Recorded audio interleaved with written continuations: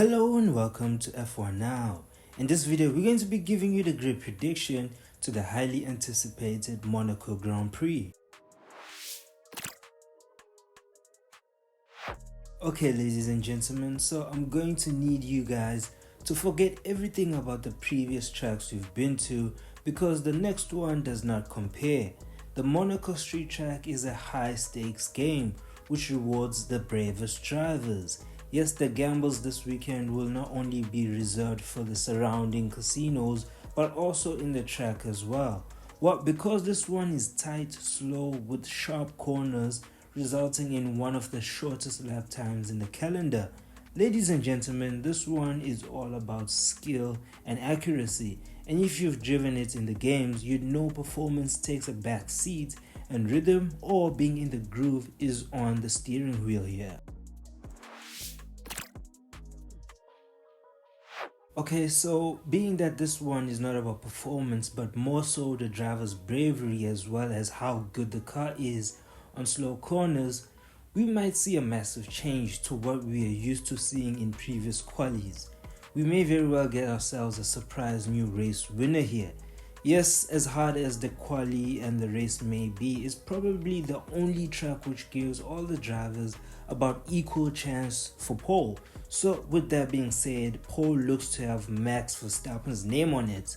This is going to be yet another track in which he's going to be eager to showcase his talents like the years before. Now, the two McLarens still got what it takes to be right there with him, and if the weather plays a role, you can be certain they will be the main contenders as usual.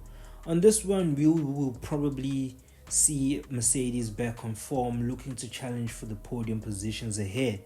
And personally, it would be nice to see if Antonelli can put up a cracker of a lap in Q3 to challenge for pole.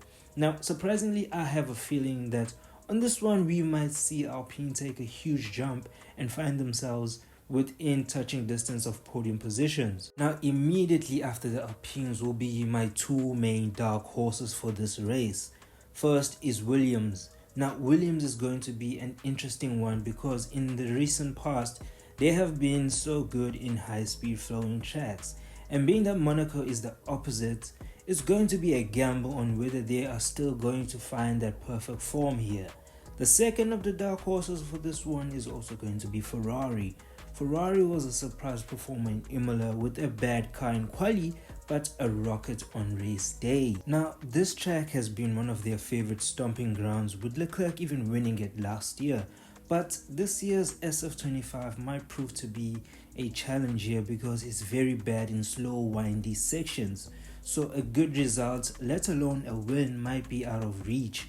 But maybe they could take advantage of the possible disaster that might take place come race day, as well as the mandatory 2-stop. Now, that mandatory 2-stop is sure going to cause some drama in the pits in order to prevent us from suffering through another stale Monaco Grand Prix. Okay, back to the grid prediction. So following the Ferraris will be the Racing Bulls knocking on the door of Q3. And keep an eye out for the rookie Hajar to see if he might pull off a mighty lap on this one. But the Racing Bulls will also have a tough time trying to keep Haas at bay, who have Ocon, who we know is pretty confident around here.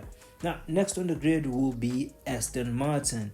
Now, for me, Aston Martin might not have what it takes in quali, but I'm keen to see if the crafty old fox Alonso will have a few tricks during the race, looking to twist the mandatory to stop in his favor to finally get the monkey off his back and bag his first points for the season.